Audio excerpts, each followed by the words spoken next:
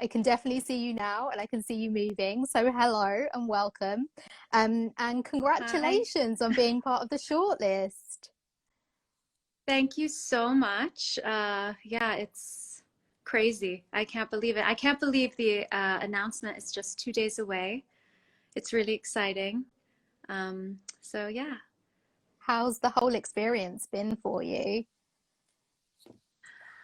Honestly, it's been hard to fully digest because I worked on this book for so long and I really didn't think it would ever get published even. So then to see Okay. it on a list, like the Booker, it was kind of out of my wildest dreams. So it's been really amazing, I guess. How long did it take you to write? And did you ever sort of think about awards during that time, or were you just concentrating on this novel?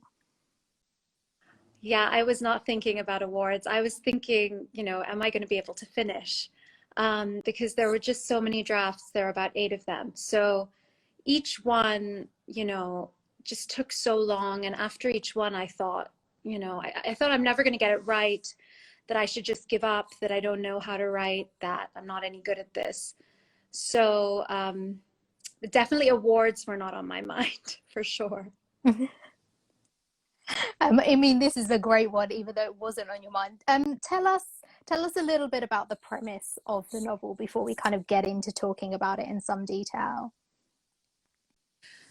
Sure. So Burnt Sugar is the story of a mother and daughter, Tara and Antara, and they have a very troubled relationship. And Antara kind of, begins, she's the narrator, and she sort of begins the story by sharing that her mother has been diagnosed with Alzheimer's disease. And so she's facing this difficult predicament early on in the book about how to look after the woman who, she believes was kind of abusive to her. She had her childhood was so traumatic that she kind of finds it difficult to know whether she loves her mother or hates her. So I think, the book is full of that kind of ambivalence. Mm. And you mentioned there that Antara's mother has Alzheimer's, and memory is such a huge part of the novel, and not just because of that storyline where Tara is like slowly losing her memory of more recent events. She's kind of remembering things in the distant past, but also because of Antara herself, who is telling us this story and relaying her memories to us. And memory is such a sort of fickle thing in some ways. And I wondered if you could talk a little bit about the reliability or unreliability of Anthara's kind of telling of this story and how that's reflected in the present day storyline of her mother having Alzheimer's. So I think whenever you have two people who share a common history, there are going to be different accounts. And I think that can happen between two people. I think it can happen between countries. I think it can happen, you know, across the span of time.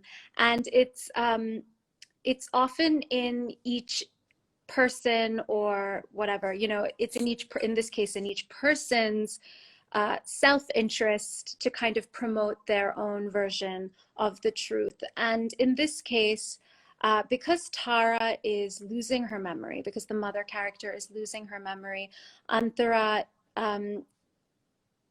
is in this situation where she can, on one hand, potentially manipulate the way things are remembered, but on the other hand, because memory Mm. is is something that's co-authored, um, her own memories are kind of, she feels a little bit unmoored, a little ungrounded in her own memories because of her mother's situation.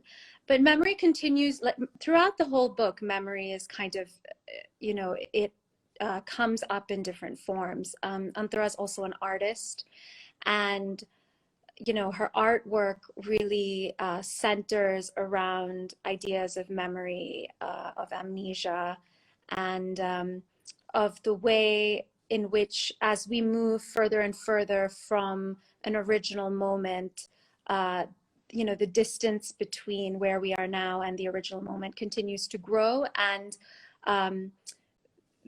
how then that gap exists in kind of the accuracy of those remembrances. So you mentioned there that Under as an artist, so she essentially has this project she's been working on where she's drawing the same portrait every day based on kind of the day before's portrait. So there's that small sort of incremental change, which I thought was really clever. Was you mentioned as well earlier that you had a number of drafts. Was Andhra always an artist in all those drafts, and why was it important for you to make her kind of this person who's creative and trying to find a way to not just let out that creativity, but I guess let out some of the trauma that she has in her life through her art? She became an artist, I think, in later drafts. Maybe in the first draft, I'm trying to remember now, because the first draft was almost fully from the perspective of the first draft was almost fully from the perspective of Anthara as a child. So she didn't have any career in that particular draft. I think she became a photographer or something at the end. And I think in other drafts, she went through other sort of career changes. But, my background is in art history. And so I was, it was sort of just natural to me to bring art into the conversation, because even when I studied art history, even when I was working as a curator, memory, and like the archival impulse, all of these ideas that show up in the novel in different ways, they kind of existed in the ideas I was interrogating in art history as well. So there are like kind of parallel ideas that kind of exist between the two, for sure. Yeah. So Andhra and her mother Tara are the center of this novel. Obviously, there are other characters which we'll try and talk about if we get some time. Obviously, because the book is from Andhra's perspective, most of the time she calls her mother Ma, but we do discover she's called Tara, and she named her daughter Andhra, kind of like the anti-Tara.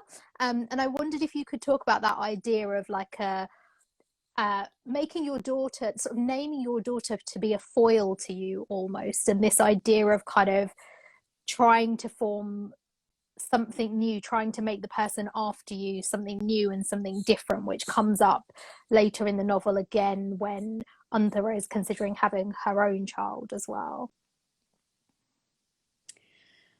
So I think one of the very complicated things about the relationship between mother and daughter is the fact that they're constantly reacting against one another. And I think in a sense, Anthara's entire personality, or her goal, is to be the opposite of her mother, because her mother caused her so much pain that she wants to believe she is nothing like her mother. And I think in some ways that's true. Tara always kind of went against societal expectations, and to some degree, Antara, kind of, treads more closely to keeping everybody happy. She is interested in, she wanted to get married, and she wanted to have a certain kind of life, and she wanted to be respectable in a way that her mother was not really interested in. But for me, it's not just between mother and daughter where I see this kind of conflict. I think it also exists within each character. So if you look at Tara, for example, she's a mother, but there's this question, she's a bad mother. Let's just say she's a terrible mother. But does that mean she's a bad person? And I think in that question, motherhood and being a mother, there's sort of a hierarchy of identity, especially for women. And I think, when motherhood is kind of put into the equation in any way, it sort of takes over the conversation. And in Tara's case, it seems that because she's this bad mother, there's no redemption for her. It's like she cannot be a good human being. I happen to think she's not necessarily a bad person. It's just that maybe she's a bad mother. And the same thing with Anthara, with the daughter. You know, can she be a kind of loving child to her mother, but also be a manipulative child? So how do these kind of opposites reside within the individual, and how are they constantly at war with one another? And how are both mother and daughter constantly repressing certain aspects of their personality, and then how do those aspects of the personality show up when you sort of least expect it?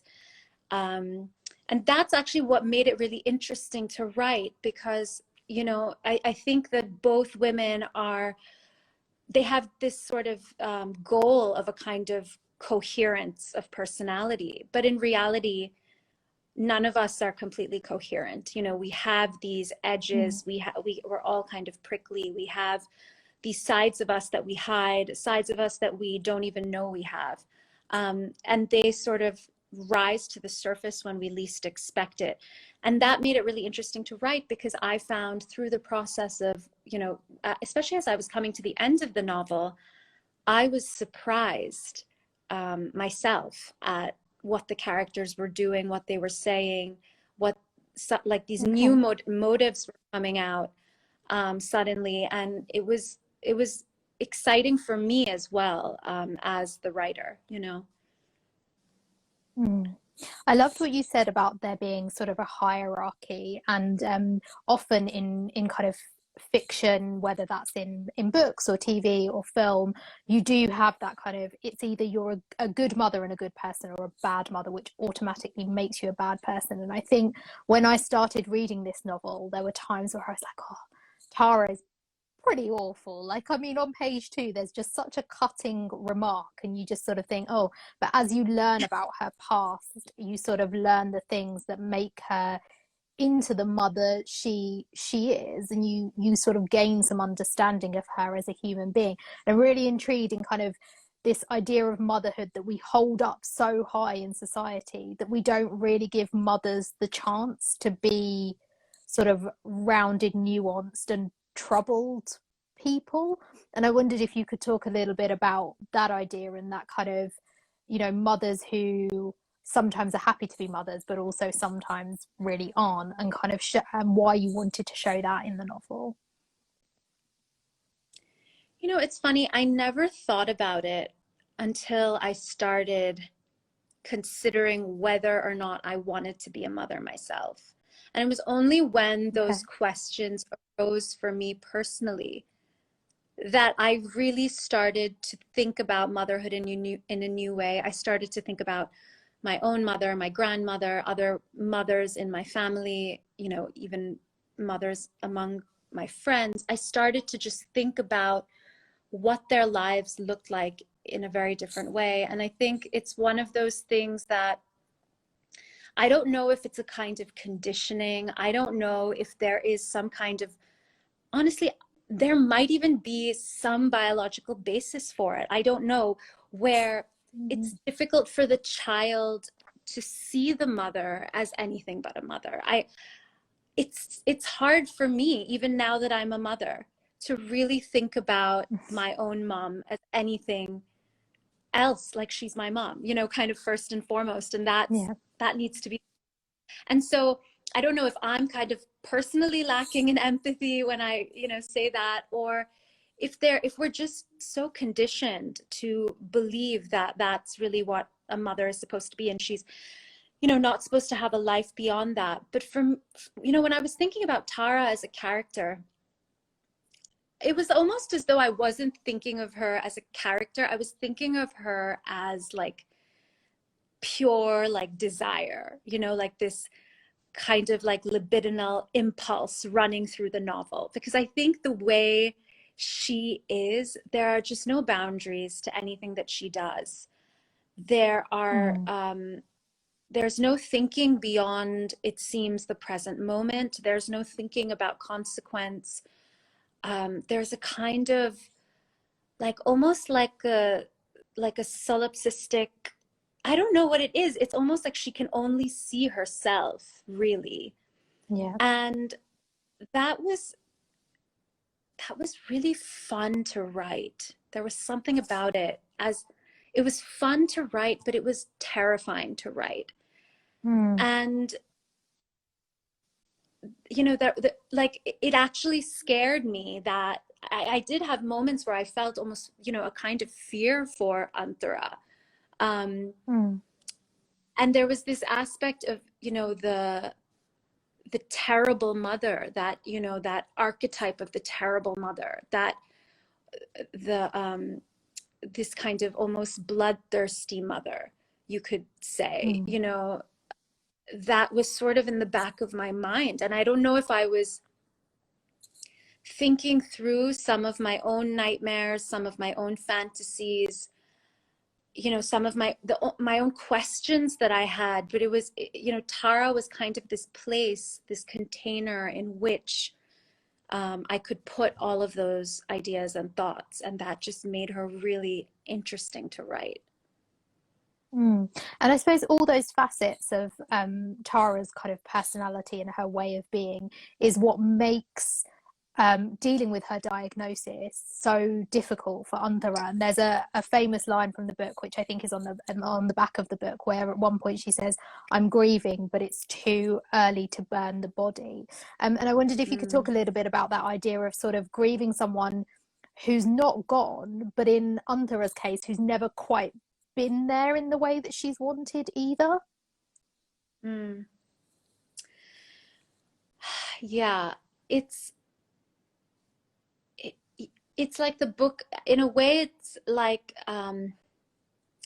there's no, the book almost sets the stage in a way where you realize there's no way to heal from this, because now that they're Mm. kind of at a point where they could potentially move forward, now that Antara is an adult, now that she's independent, she's got her own life, she's no longer in her mother's power anymore. It's almost at that exact moment that her mother begins to deteriorate.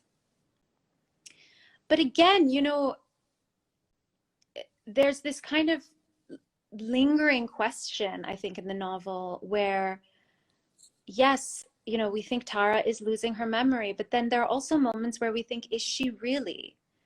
You know, or is this is Antara manipulating this situation?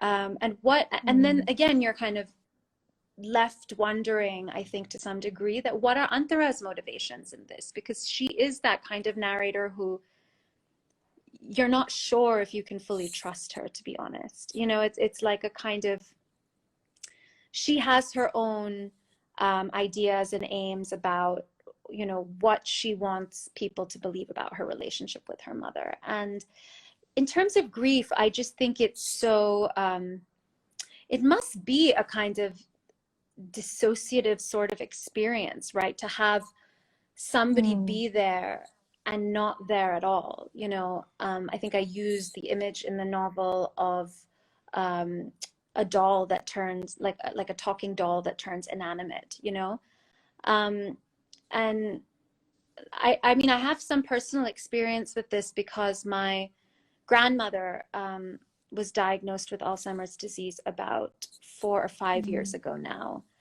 and it's just it's like a nightmare. We kind of lose every time I see her, every time I speak to her, I can feel that we're losing a little bit. Um, and she's still there. And it's sometimes hard to Mm. believe. And it's funny, I hear my mom sometimes saying, like, oh, I think she's doing it on purpose. I think she's doing it on purpose, because my mom kind of can't imagine that she looks, you know, that her own mother looks fine and is kind of functioning, but Mm. is mentally, you know, leaving us. So there's something Yeah.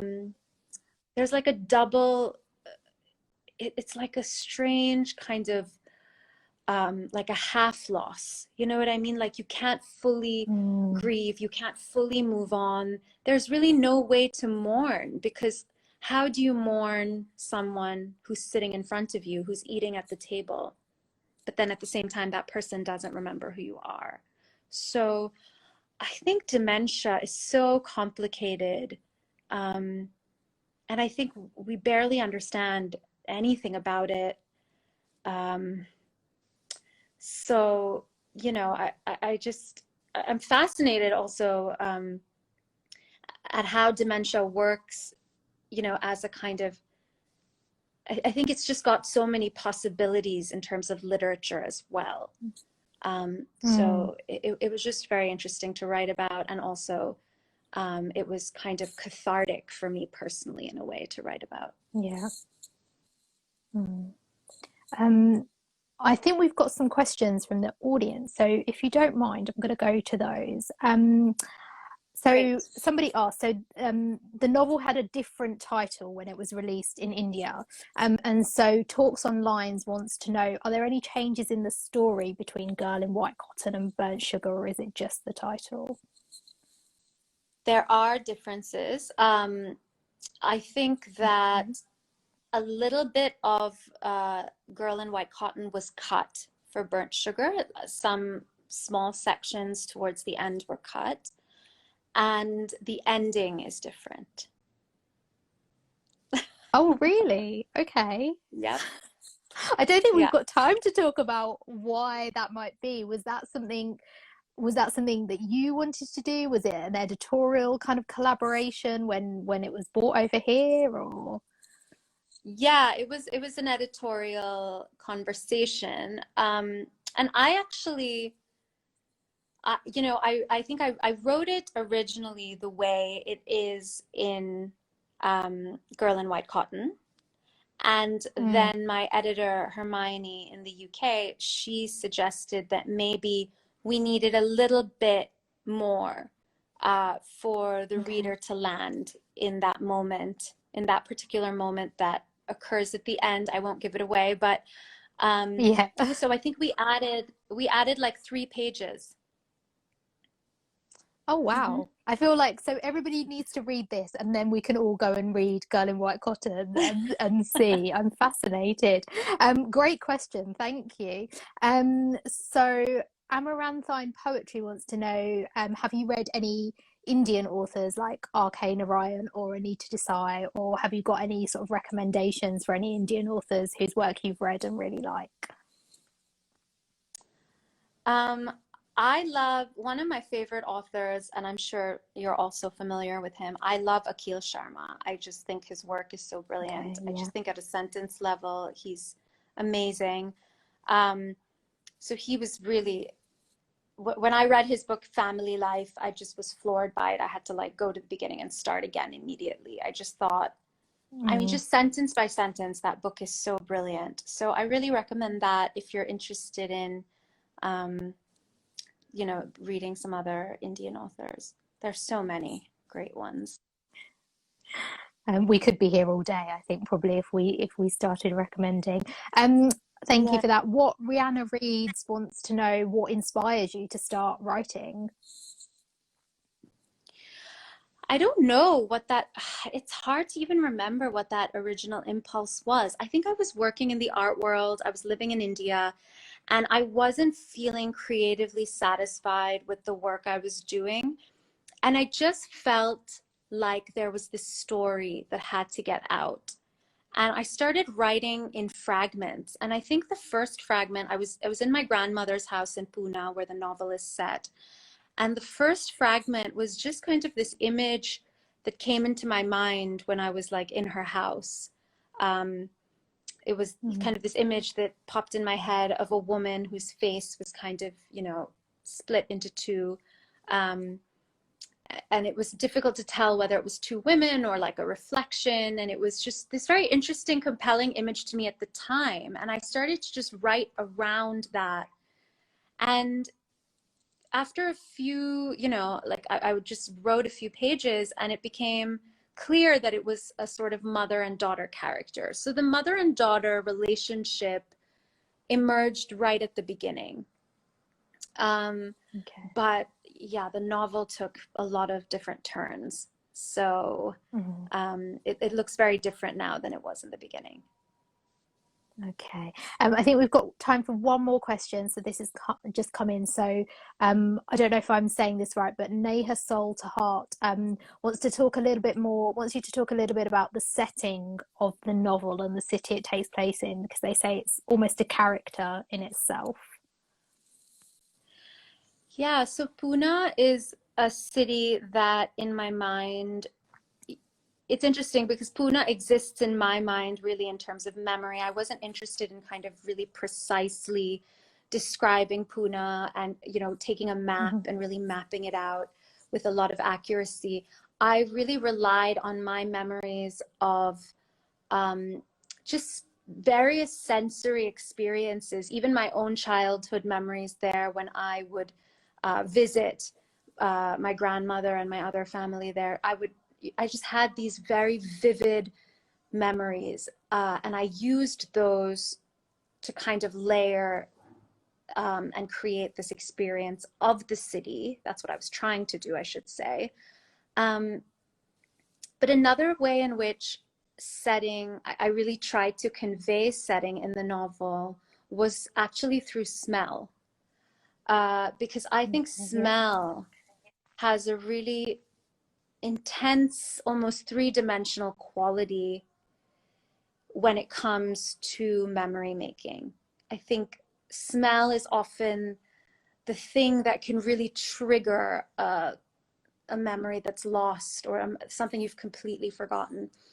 And so I thought about smell in terms of setting, in terms of, you know, rooms and interior spaces and city streets and, you know, any place. I think the smell was kind of that first layer that I was interested in really grounding the character's experience in. Wonderful. Well, it is an absolutely triumphant novel. Thank you for joining us today, and I wish you the absolute best of luck this week. I'm sorry it took me a while to log on. Don't worry about it. Do not worry about it. Have a good rest of the day, and thank you everyone for joining us. And sorry we couldn't get through all of your questions. I'm sure you'll all join me wherever you are in giving Avni a round of applause. Bye. If you do have questions, please put them in the comments. Hi, Maaza. Hi, Sarah. How are you? I'm okay. How are you? I'm good. It's so good to be talking to you. It's lovely to be talking to you. First of all, congratulations, obviously. This must be such a huge and proud time for you with the success of this book.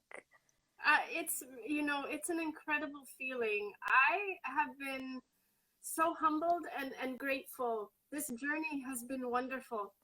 I've met so many readers online. Yeah. But it has been marvelous. Yeah. I mean, I guess in one way, the fact that everything has to be done online does mean you're sort of reaching people from across the world right now, which is fantastic. And just, yeah, so great. That has been, if there's anything that's held me together, you know, during this pandemic and in lockdown, it's been literature and the world of readers. We are a strong community. We're a strong force, and it's so affirming. The world has been made bigger and smaller at the same time. So I'm thanking everyone who's out there right now watching us, but everyone that's read all of our books on this short list and this continues to read and talk about books. It's wonderful. Oh, well, thank you for writing The Shadow King. It is an absolutely wonderful, engrossing novel that I think is a brilliant story, but also just has so much to say about our past and the world we're currently living in as well. I wanted to kick off just by getting you to tell us a little bit about the premise of the novel. Well, the novel is set in 1935 during Mussolini's invasion of Ethiopia. And it tells the story from both sides of the battle lines, the Ethiopians and the Italians. I wanted to think of war, to look at a war from like as a through a prismatic lens, to look at every possible angle that I could. During my research, I found out that women were active in this war, more active than I thought. So this book begins to think about the place of women in conflict, what happens to them on the battlefield, but also what happens to them when they're back in the camps and no longer soldiers, and they are women. And how do they maneuver in that very masculine, aggressive world? Yeah, I think we're not, certainly I haven't come across many tales of kind of women on the battlefield. I think we hear about female spies in the Second World War, or kind of, people doing individual jobs, and of course, people on the front kind of taking on medical roles. But in this book, you really do put women at the heart of the war. Can you talk a little bit about that female perspective on conflict, and how you wanted to explore it, and why as well? I think that we're so used to reading of women in war as sexual decoys, women who use their femininity, so they're still working within the world of men. They are still trying to find ways to fit into that. And I wanted to render women who disrupted that narrative. I wanted to write women who were as aggressive as men were, as forthright, as unafraid, and as afraid as men, and see what happened in that world, because women can be aggressive. Women can be unapologetically so. And what does that do to the way that men define themselves within the spaces that women disrupt? Women's sexuality has been something that has been so closely connected to war that when I think of something, an ancient text, let's say like the Iliad, which is, this supposed to be this great story of Achilles, oh goddess, sing of an angry man. The center of that, though, is Helen. She created this war, and she's blamed on all sides. And at some point, I remember in the Iliad, in one translation, she says to Hector, something about this war that she's created, and bitch that I am. I have done this. And I remember reading that line going, Helen, you should never have had to apologize. And how, and one of my characters, Fifi, who is a madam, a prostitute, but is very instrumental also in the war effort. She is sleeping with an Italian, his companion during this war. I wanted to think about someone who used her sexuality as an instrument of war, and it wasn't used against her. She used it against war. I wanted to invert this character of Helen, someone in an enemy camp, but who was not ever going to call herself a bitch. I find, yeah, I'm sure it's fine. It's after 7:30. It's fine. It's in Homer. Okay, thanks. It is in Homer. It's in the classics. Like, what are we meant to do? I mean, I do find the portrayal of women, and two women in particular, so Asta and Hiru, who are the sort of two main women that we see in your cast of characters, fascinating, because both of them are full of rage in different ways and for different reasons. And I love that rage was kind of never tempered and never apologized for, and kind of they showed that, and it didn't always work out for them. And I wondered if you could talk a little bit about that idea of female anger as well, not just on the battlefield but off it as well. Yeah, one of the first things I began to think about with what do I do with this? Women and girls are often taught not to be angry. We are taught to be quiet, to be polite in public, not to swear. These are the territories of men. We are supposed to fit into a space that's been made for us. And even before the war, I was working through this, thinking about my character Hirut. She's a maid. She's born into a poor family. She's been told that because she's born poor, she will always be in this place where she is beneath other people of better blood, better families. And when this war comes and she is already, you know, being abused by Aster, and they tell her, you need to help us fight for freedom. That anger she has, that fuels this question of, wait a minute, what am I actually fighting for? Mm-hmm. And if they're asking me to fight for territory I've never seen, aren't I my own territory? Mm-hmm. Isn't my body my territory to protect and to honor? And I wanted to think about anger as a momentum that could reform this woman, this young girl who's been told she's nothing, into one of the greatest fighters Ethiopia has ever known. Fueled not by the desire to free Ethiopia, but fueled by this desire to free herself from everything that has been constraining her within the country. I think anger in this book is a constructive emotion, and I think that we need to be very comfortable with women and girls who are angry.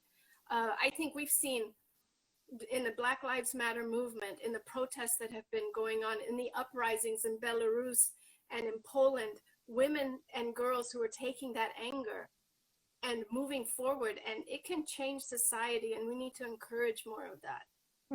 I absolutely felt that came through. Like, there was never a moment where I sort of was like, why are they angry, or looked at Hiru or any of the female characters kind of expressing their anger and thinking, oh, they're just being over dramatic, which I think has kind of been the way that angry women have been sort of portrayed in popular culture for so long, and also portrayed in stereotypes as well.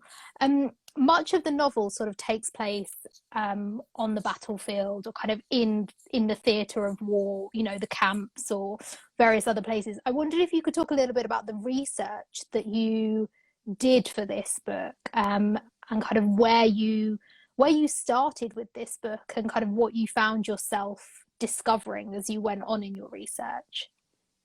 Yeah, you know, I moved to Rome in order to do this research in the archives, which was great. I learned Italian in order to do this, but you know, when I went to Rome, my Italian was pretty good, but there's a Roman dialect that, my God, the first few months I was there, I remember getting ready to step outside of my door, and I would silently say to the universe, please don't let anyone talk to me today, because I couldn't answer back. It was like a completely different thing. But I was in these archives, I was doing this research, and at some point I realized, as helpful as these documents were, I was really looking at newspaper accounts, telegrams, things that had been approved by the fascists, that were often written by fascists, the things that had been censored. And early on in my time there, I was in Calabria to talk about my first book, which is set in 1974. And there, during the Q&A, a man stood up and he said, I would like to speak about 1935. And the entire room got quiet and tense. And people told him to be quiet, to sit down. This isn't what we're talking about now. And he insisted, and he said, becoming very emotional, you know, he said, my father was a pilot in the war, and he dropped the poison on your people.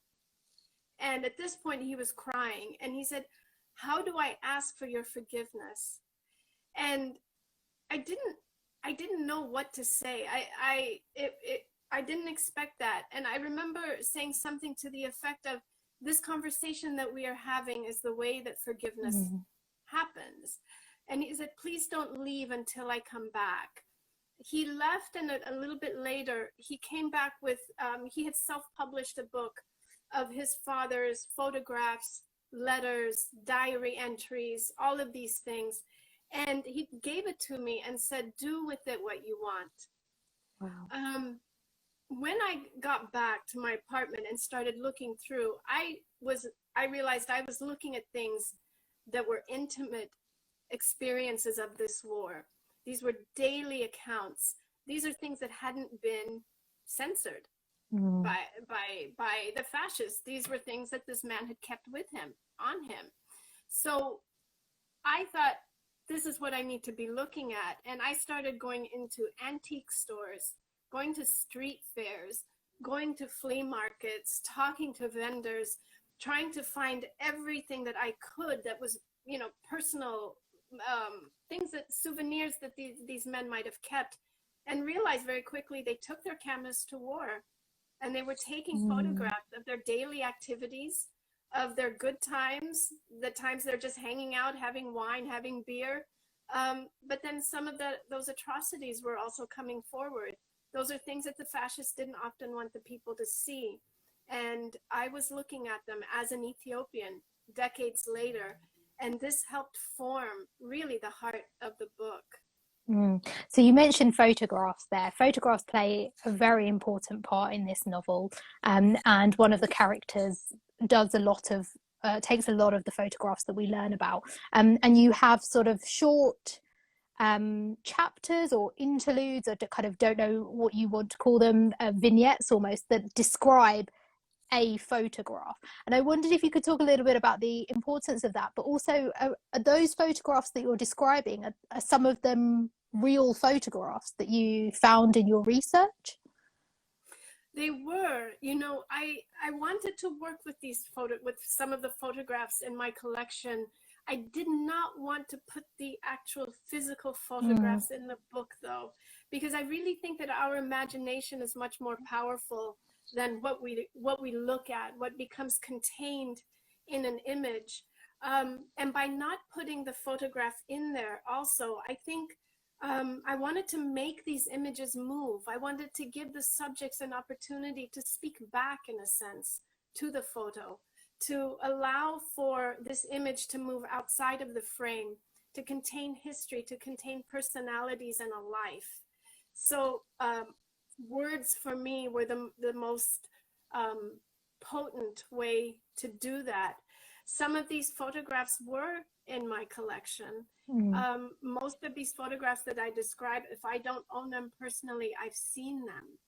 And it was really, I think I wanted to make the things that I saw come alive, and recognize that even the fact that what I'm looking at is something that's also invisible in that image, if that makes sense. And words for me were the most powerful way to do it. I mean, it definitely works. And the other thing that I love that you do, again, sort of interludes of a sort, is that you have a chorus that speaks every so often to react to something that's happened, or to kind of give us a little bit of insight into something. And it reminded me, and you mentioned the Iliad, but it reminded me of kind of ancient Greek plays. What literary traditions were you kind of working in and inspired by when you had those moments in this book?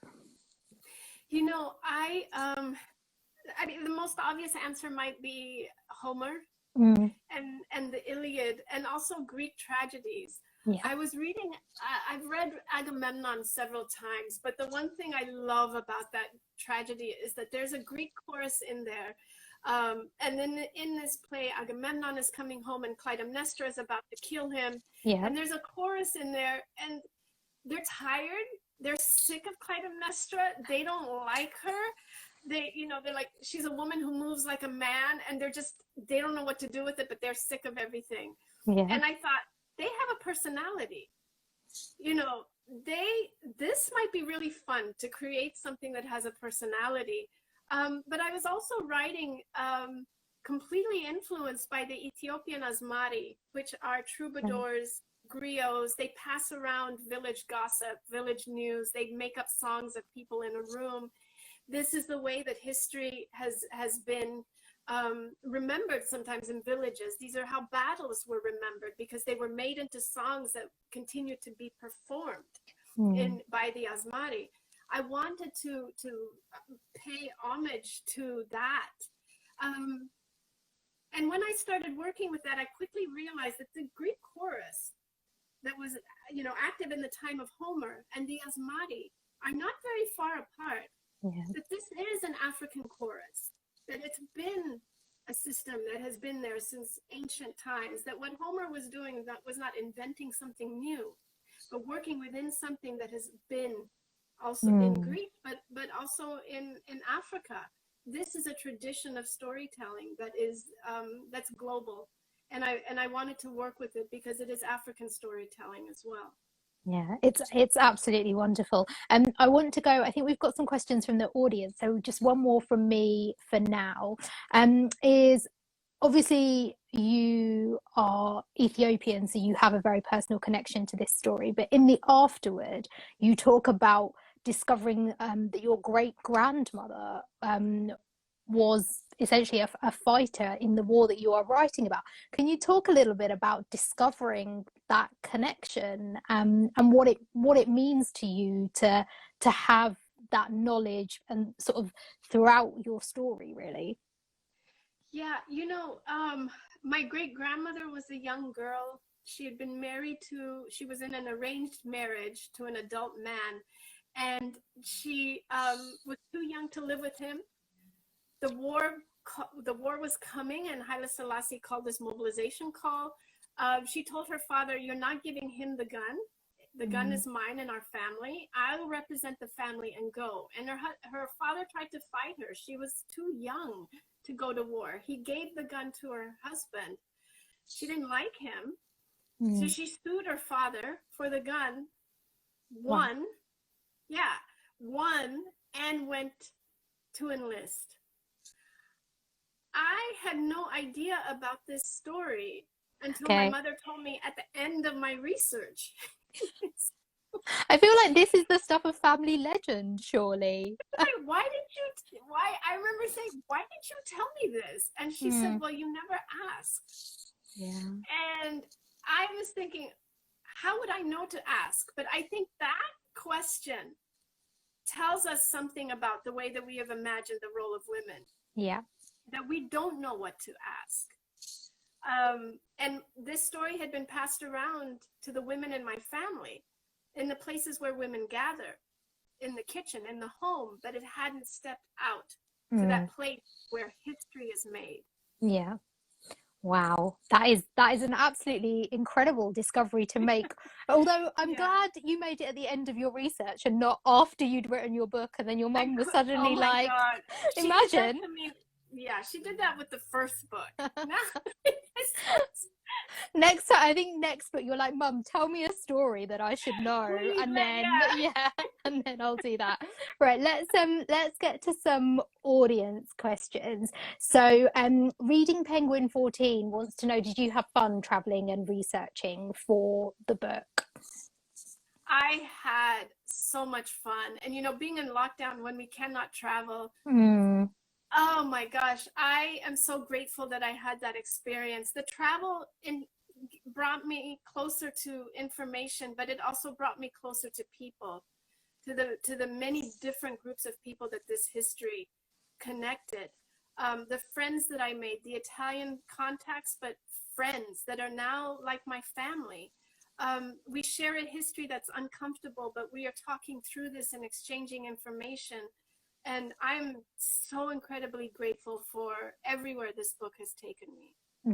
That's such an important thing you said there about how it's a very difficult sort of conversation and a difficult thing to come to terms with, but talking it through together is the way to kind of work towards some kind of peace, I guess. And it does make me think of the conversations we're still having today about colonialism, and until we sort of face up to that, we can't kind of move forward in a way. And I don't know, were you sort of thinking about the present day kind of relevance of what you were writing about, the present day parallels as you were writing, or is that a happy, or depending on how you look at it, unhappy coincidence?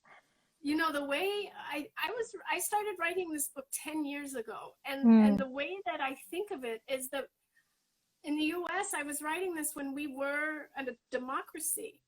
Yeah. And the more I kept writing, the more it seemed like these world events or US events were moving closer and closer to what I had already researched. So I was beginning to recognize signs, you know, in the 2016 election, when I'm watching the presidential debates, I suddenly was recognizing Mussolini up on stage. Wow. You know, the mannerisms, but the rhetoric, and it was terrifying. Writing about women in war and then watching the progression of the Me Too movement was an eerie and heartbreaking realization that none of this has changed. But being part of the Women's March, you know, in January of 2017, when the entire world decided to take to the streets, and I'm marching and I'm looking and I see some other Ethiopians, and I realize we are doing a very Ethiopian thing right now. The women were out there. We are in conversations, I think, with the past in more ways than we can imagine, because the past has never really left.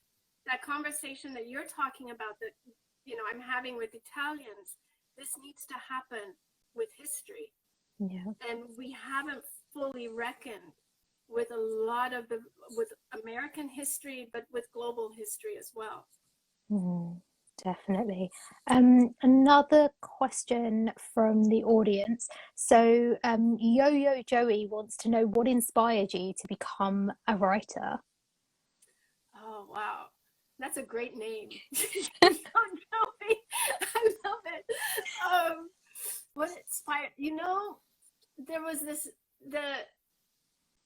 I don't know if writing was an inspiration. It was this nagging thing that you have this thought and you need to write it down. You have this thought and you need to follow it and keep moving with it. And so the inspiration would come when I would sit down and finally say, I'm just going to work at it and see what comes out. And in the process of that discipline, the inspiration came. But writing for me was an insistent urge that I have not been able to shake off. And it's one of the few things I can do well. You can do it very well. You can do it very well. I can't cook. So, another question that's come in, and I'm really sorry, I don't know how to pronounce this person's username. I'm not sure where any apostrophe should go, but they've asked, during the Eritrean War for Independence, women played a role on both sides. However, we rarely hear their stories in the post-war era. How do you think these stories can come out, given the fact that a number of these women were illiterate? Oh my God, that is such a good question. And I do think these stories are absolutely important and need to be told.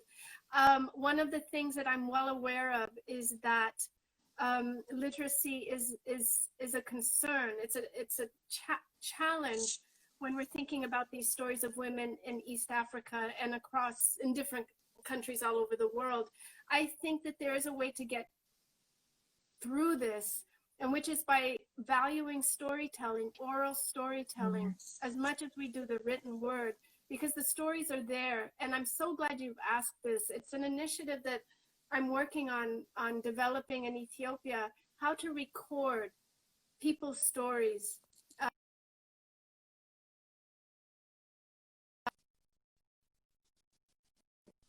And make them, archive them as history. Yeah, I think that's an incredible thing, and we do. There are many cultures around the world that are based in oral storytelling, and I think often we maybe forget that is just as important, and that's how stories and news were passed along for centuries, really, before paper and pen. Absolutely.